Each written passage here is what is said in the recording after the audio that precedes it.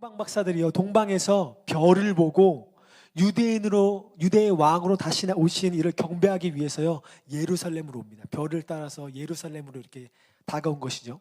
그리고 태어나실 아기 예수님을 찾기 위해서 예루살렘에서 여기저기 수소문을 하면서 막 돌아다닙니다. 그러다가 헤롯 왕까지 만나게 됩니다.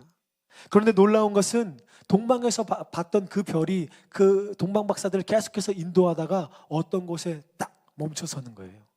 그들이 그곳에 딱 별이 멈춰섰을 때 직감적으로 안 것입니다. 뭘 알았냐면 바로 그곳에 예수님이 계시구나, 다시 오실 또 우리의 왕이신 메시아가 그곳 가운데 계시구나. 그 별이 딱 멈춰선 순간 그들은 그곳에 예수님이 계시다는 것을, 메시아가 계시다는 것을 깨달은 거예요. 그들이 메시아가 계시다는 것을 깨달았을 때 어떠한 반응을 보였을까요? 예수님이 이곳 가운데 계신다라는 것을 딱 깨달았을 때 어떠한 반응을 보였을까요? 오늘 본문 같이 한번 읽어보도록 하겠습니다. 예수님이 발견했을 때 그들은 이러한 반응을 했습니다. 마태복음 2장 10절 말씀 함께 읽겠습니다. 시작. 그들이 별을 보고 매우 크게 기뻐하더라. 아멘. 다시 나오실 예수 그리스도, 예수님, 우리의 메시아 왕이신 예수님께서 이 땅 가운데 오셨다는 것을 그들이 깨달았을 때 어떠한 감정, 어떠한 상태가 되었냐면요, 그들이 별을 보고 별이 멈춰선 것을 보고 매우 크게 기뻐하더라 라고 성경은 기록합니다.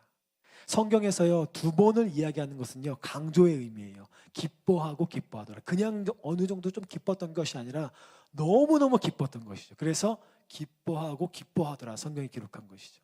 그리고 강조한 것뿐만 아니라 앞에 수식어까지 붙였어요. 매우 크게 기뻐하더라. 이것을 원어적으로 찾아보니까요, 가장 최상위의 기쁨을 의미하는 것입니다. 이들이요, 예수님을 발견했을 때, 메시아를 발견했을 때 이들은 너무나 기뻤던 것이죠. 여러분, 우리가 누굴까요? 바로 우리가 누굴까요? 바로 이 동방 박사들처럼 메시아를 발견한 사람들입니다. 우리의 마음, 우리의 상태가 어때야 할까요? 기뻐해야 하는 것이죠. 기뻐해야 하는 것. 요즘 기뻐할 수 없는 그런 시대잖아요. 그렇죠? 힘들고 어렵고 다 마스크를 쓰고 어렵고 힘들고 이제 좀 끝나나 했더니 또 심해지고, 이제 좀 끝나나 했더니 또 심해지고, 너무나 힘들고 어려운 그런 상황이잖아요. 그렇죠? 그럼에도 불구하고 우리는 기뻐할 수 있습니다. 왜 기뻐할 수 있을까요? 바로 예수님이 이 땅 가운데 오심을 발견한 사람들이기 때문에. 어떤 사람들처럼? 동방 박사들처럼. 그래서 우리는 기뻐할 수 있는 것입니다. 우울하지 않을 수 있는 것입니다. 혹시 여기 우울한 분 계십니까? 낙심한 분 계십니까? 절망 가운데 계신 분이 계십니까? 잠깐 동안 우리 그리스도인이 그럴 수 있어요. 잠깐 동안 힘들고 어려울 수 있어요. 어느 기간 동안 잠깐 그럴 수 있지만 계속해서 우울하고 힘들고 어렵다면요, 어떨까요? 그것은 그리스도인의 정상적인 상태가 아닌 것이에요. 왜냐하면 메시아를 발견한 사람은 계속해서 우울하고 힘들 수가 없기 때문이에요. 잠깐 동안 그럴 수 있지만 우리가 예수님을 발견했다면 어떻게 되는 것이죠? 우리 안에 참 기쁨이, 참 감사가, 참 소망이 넘치게 되는 것입니다. 계속해서 그 상태에 있다면 두 가지겠죠. 메시아를 진정으로 발견하지 못했거나 아니면 잠깐 망각했거나. 오늘 이 밤 다시 한번 회복하시길 바랍니다. 아멘. 다시 한번 기쁨이 충만하여서, 하나님으로 인한 기쁨이 충만하여서 하나님을 예배하시는 여러분이 되시기를 축복합니다. 여러분, 그래서 성경이요, 뭐라고 우리한테 고백했냐면 항상 기뻐하라 라고 우리한테 명령했습니다. 어떻게 우리가 항상 기뻐할 수 있을까요? 이렇게 힘들고 어려운데, 이렇게 고난이 많은데, 이렇게 삶의 역경이 많은데 어떻게 항상 기뻐하라 라고 성경은 우리에게 명령했을까요? 기뻐할 수 있는 비결이 있기 때문에. 그 비결이 뭐죠? 바로 이 동방 박사들처럼 메시아를 발견한 사람은요, 영원한 것을 잡은 사람이기 때문에 기뻐할 수 있다라는 사실입니다. 그래서 사도 바울이요, 이렇게 말하는 거예요. 감옥에서도 항상 기뻐하라. 감옥에 갔어도 기뻐할 수 있어. 축복을 받았어도 당연히 기뻐할 수 있어. 고난 가운데 처해도, 비천 가운데 처해도 기뻐할 수 있어. 왜냐하면 나는 메시아를 발견한 사람들이니까. 아멘. 아멘. 여러분, 특별히 이 12월은요, 우리가 더 기뻐해야 돼요. 그렇죠? 예수님이 다시 예수님이 탄생하신 바로 그날이잖아요. 옆 사람 보시면서 한번 선포해 주시죠. 기뻐하십시오. 기뻐하십시오. 한 번 더 선포해 주시죠. 기뻐하십시오. 아멘. 기뻐할 수 있습니다. 아멘. 오늘 이 밤 회복하시는 여러분 되시길 축복합니다. 아멘. 여러분, 메시아를 발견한 그들, 기뻐하다 그것으로 끝난 것이 아니라요, 기쁨이 충만한 그들이 그 뒤에 이러한 행동을 보여줍니다. 그 뒤에 행동을 여러분과 또 나누길 원합니다. 함께 읽어보죠. 마태복음 2장 11절 말씀입니다. 함께 읽겠습니다. 시작. 집에 들어가 아기와 그의 어머니 것을 보고 엎드려 아기께 경배하고 보배압을 열어 황금과 유향과 몰약을 예물로 드리니라. 아멘. 여러분, 너무나 기쁨에 충만했던 이들, 그 다음에 어떻게 했을까요? 기쁨에 충만한 것으로 가만히 있지 않고요, 그 다음 절에 보니까 이렇게 해요. 집에 들어갔다. 집에 들어갔다. 여러분도 가만히 있지 않고 들어가시는 여러분 되시길 축복합니다. 그 자리에 머물러 있는 여러분 되시지 않기를 축복합니다. 예수님의 임재 안으로, 그 보좌 앞으로 나아가시는 여러분 되시기를 축복합니다. 예수님을 만나러, 예수님을 뵙기 위해서 나아가시는 여러분, 전진하시는 여러분 되시기를 축복합니다. 그들은 그 자리에 있지 않고요, 예수님을 만나기 위해 그 집으로 들어가는 거예요. 그 다음에 이러한 행동을 합니다. 너무너무 멋있는, 가슴이 떨리는 행동을 해요. 그 다음에 이렇게 행동해요. 엎드려 아기께 경배하고. 아멘. 예수님께 경배를 올려드렸다는 거예요. 예배를 올려드렸다는 거예요. 예배를. 그런데 여기서 말하는 이 경배하고 이 단어는요, 단순한 예배, 형식적인 예배를 의미하는 게 아니에요. 여기서 이 나오는 이 경배하고의 원어가 뭔지 여러분 아세요? 저희 바로 팀 이름이에요. 저희 팀 이름 지금도 외우기 힘드시죠? 프로스키네오예요. 프로스키네오. 그냥 예배를 드린 것이 아니라 프로스키네오의 예배를, 경배를 올려드린 거예요. 무슨 뜻이냐면요, 프로스키네오가 엎드리다라는 뜻이에요. 엎드리다. 당시에는요, 엎드려 예배하다라는 뜻은요, 이 엎드린다는 것은 왕 앞에 신하가 엎드리는 것입니다. 당시에는. 무슨 뜻입니까? 나는 당신의 종입니다. 당신은 나의 왕입니다 라는 고백이에요. 나의 목숨까지도, 나의 모든 것이 다 주님의 것입니다 라는 고백이 바로 엎드리다 라는 뜻이에요. 이 동방박사들이 그 자리에 기쁨에 충만해서 가만히 있지 않았습니다. 예수님께 나아가서 예수님께 진정한 프로스키네오의 경배와 예배를 올려드렸다라는 사실이에요. 엎드림의 예배를 올려드린 것이죠. 여러분, 하나님께서 어떤 예배자를 찾고 계실까요? 이 12월 예수님께서 어떤 예배자를 찾고 계실까요? 형식적으로 드리는 예배? 여러분, 그런 예배는요, 하나님께서 이사야서에 보니까 역겹다라고 말씀하세요. 내가 토해내겠다 이런 얘기를 하세요. 예수님께서, 성경에 보니까 하나님께서 찾으시는 예배자는 바로 이 동방박사들처럼 프로스키노의 예배를 드리는 예배자들, 그런 예배자들을 하나님께서 찾고 계신 거예요. 여러분은 어떠한 예배를, 어떠한 경배를, 어떠한 찬양을 올려드리고 계십니까? 여러분, 저희 팀 이름을 지을 때요, 프로스케네어라고 진짜 이렇게 얘기했을 때 팀원들이 좋아했을까요? 좋아하지 않았을까요? 안 좋아했어요. 프로스케네어는 너무 발음하기 힘들잖아요.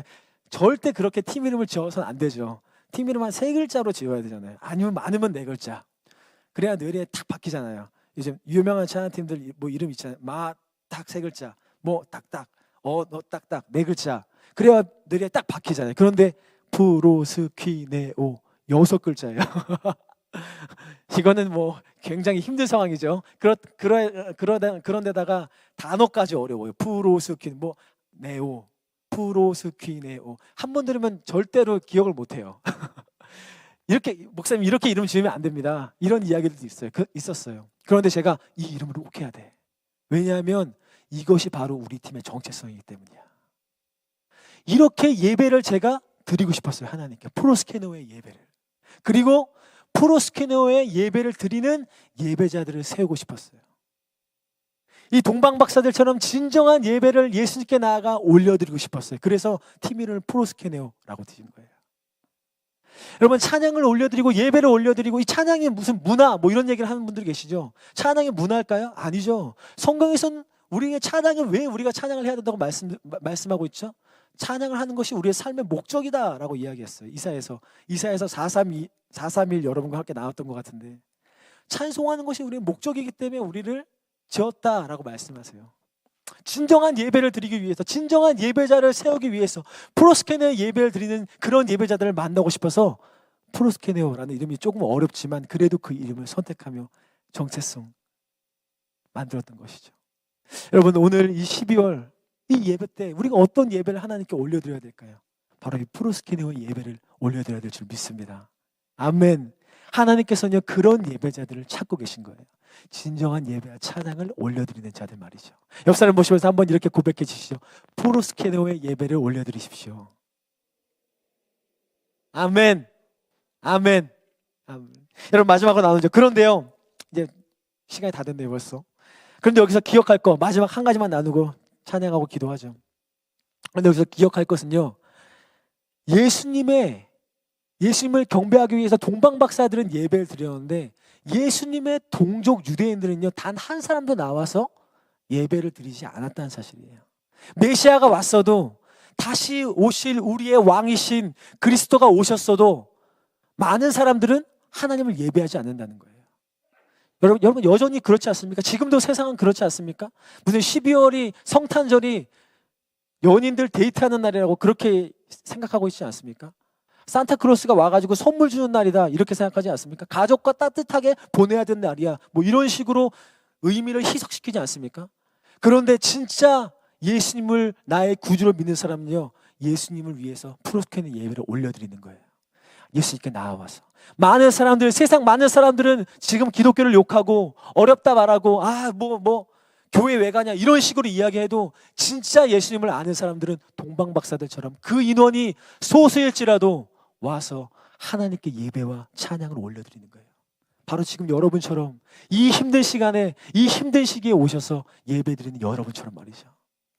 여러분 유대인 동족들도 예수님을 예배하지 않았지만 많은 사람들이 예수님을 없인 여겼지만 지금도 현재도 그런 상황과 그런 환경 가운데 우리가 처해있지만 그럼에도 불구하고 우리는 정말 예수님이 우리의 구원자임을 믿고 이 12월 다른 의미를 생각하지 않고 살아계신 주님 그 예수님을 예배하며 프로스케노의 예배를 올려드리는 여러분이 되시기를 축복합니다.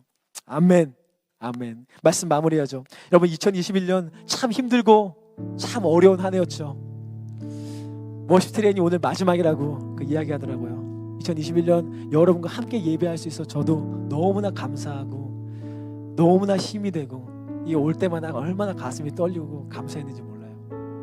프로스케노의 예배 여러분 계속해서 올려드리는 여러분 되시기를 축복합니다. 하나님께 진정한 경배와 찬양을 올려드릴 때 단 한 번도 제가 15년간 지금 예배 사역을 하고 있거든요. 단 한 번도 진정한 찬양과 예배를 올려드릴 때 임재하지 않으신 적이 없어요.